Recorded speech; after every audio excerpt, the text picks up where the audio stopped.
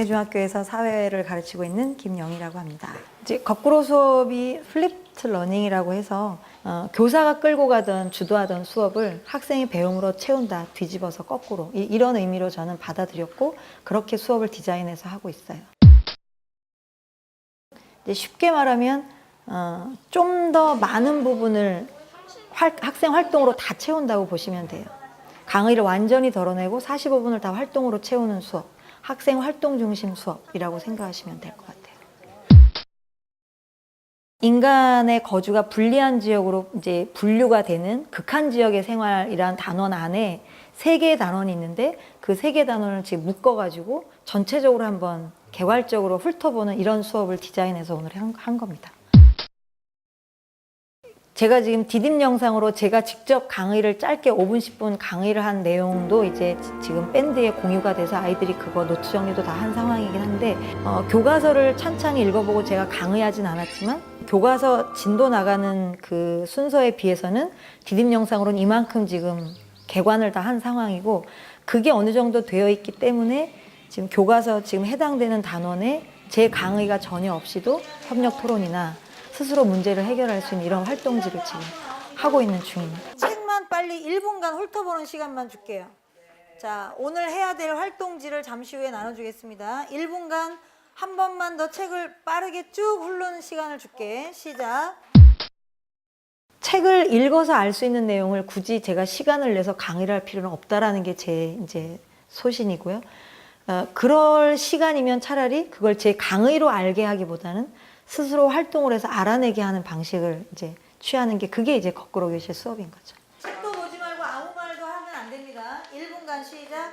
자, 이제 서로 모둠에서 대화할 수 있는 시간 줄게요. 시작. 자, 다른 모둠 친구한테 배운 것을 서로 공유하는 시간 3분. 시작. 아이들은 만약에 제가 45분 내내 강의 위주로 제가 꼭 강의 아니어도 제가 일방적으로 끌고 가는 수업이다라고 하면 아이들은 2, 3분 지나면 벌써 이게 몰입도가 떨어져서 우리가 흔히 얘기하는 멍 때리고 있는 친구들이 이제 한둘 생겨나기 시작하거든요. 그러다 보니까 활동을 아이들이 스스로 협력 토론을 해서 스스로 답을 찾아가거나 문제를 해결하는 활동을 하는 과정에서도 순간 몰입도를 높여서 공평하게 참여하되 이게 무한정 시간이 늘어지지 않게 저 나름대로 노하우가 생긴 게 2분이나 3분이나 이렇게 활동 내용에 따라서 시간은 좀 달라질 수 있겠지만 웬만하면 3분 단위로 끊어주는 그런 이제 방법을 쓰고 있어요. 선생님 시간을 너무 촉박하게 줘서 늘 바쁘다 이런 이제 컴플레인이 있기도 해요. 있기도 한데 사실 그거는 제가 너무나 당연히 그걸 의도했기 때문에 그거는 이제 컴플레인으로 제가 받아들이지 않고 그래서 선생님 시간을 더 준다 이렇게 하면서 하는 거죠. 다른 모든 친구한테 물어볼 수 있는 시간 줄게요. 3분 시작.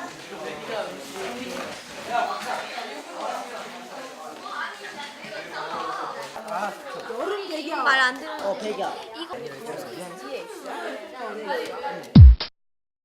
모둠안에서 해결이 안 되는 문제가 있을 수 있고 그 다음에 모둠의 각 구성원들이 다 수준차가 있고 성향이 다르기 때문에 또 혹시 문제는 해결했다 할지라도 그 토론을 이끌어가는 방식이나 문제를 해결해가는 절차가 다를 수 있어요. 아이들에 따라. 모든 아이들과 더 많은 아이들과 만나서 대화를 하게 하는 게 제 취지고요.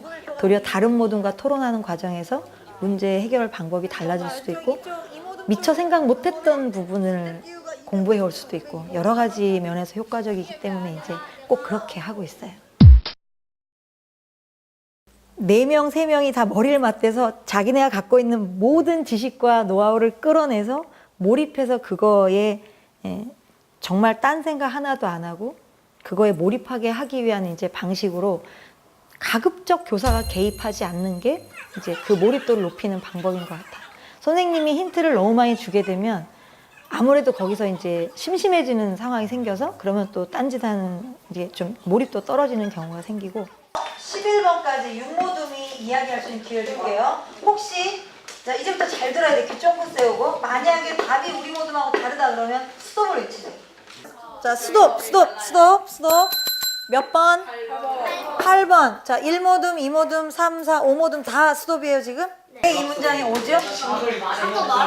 아까 말한 대로 그렇기 때문에 대기를 정하는 역할을 한다가 오라는 거죠. 정답은 무엇일까요? 자, 지금 설명이 있었어요. 서로 각자의 의견이 있었어요.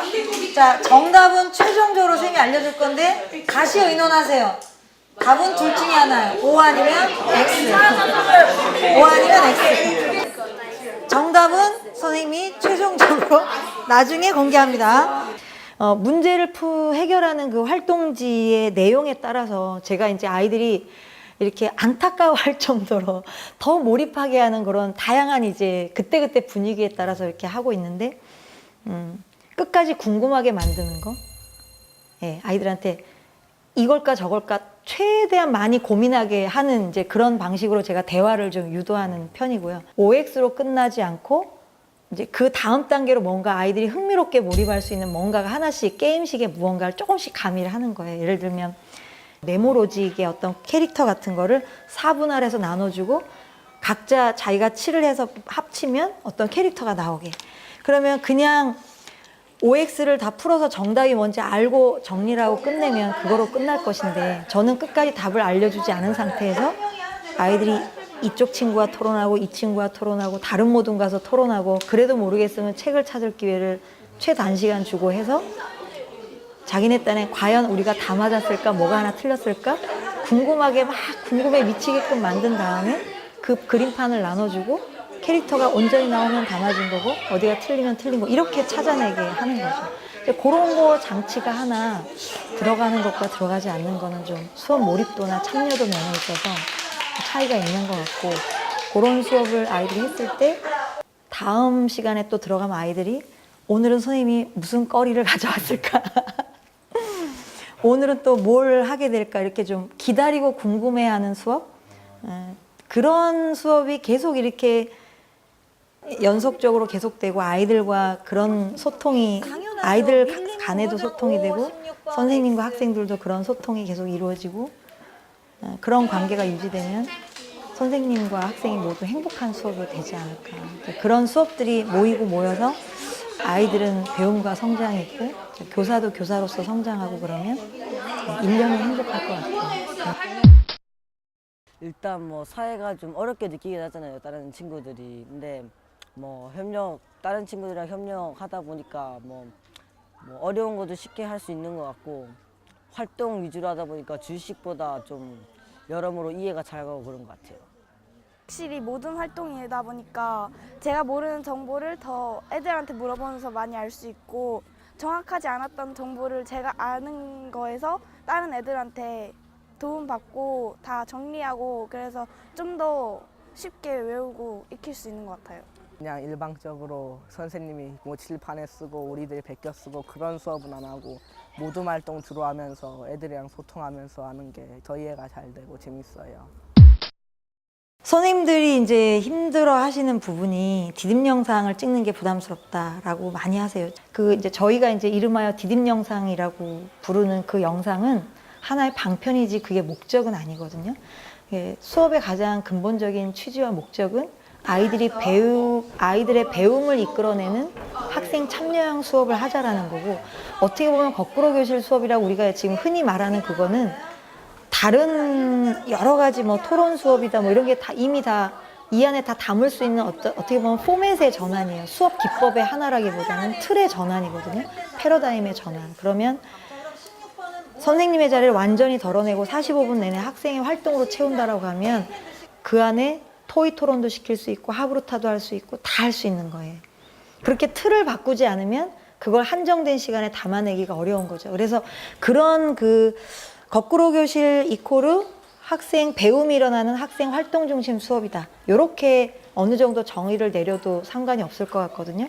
그래서 디딤 영상은 배움이 일어나기 위해서 필요하다라고 할 수도 있고 굳이 뭐 안 해도 상관이 없고, 또 디딤 영상을 선생님이 찍어서 올렸다고 해도 애들이 봐도 상관없고 안 보고 와도 상관이 없는 그런 수업이 이루어질 수 있어요. 만약에 보지 못해서 이렇게 진행하기 어려운 수업, 그런 디자인한 수업 내용이 그런 거라고 하면 본 친구들이 그 친구에게 설명해 주는 방식을 취하면 됩니다. 본래 목적과 그 분명한 수업 철학과 본래 취지를 중심을 잘 잡고 가는 게 일단 중요한 것 같고, 나머지 부분은 방편인데 거기에 너무 얽매일 필요는 없다라고 생각을 하고요.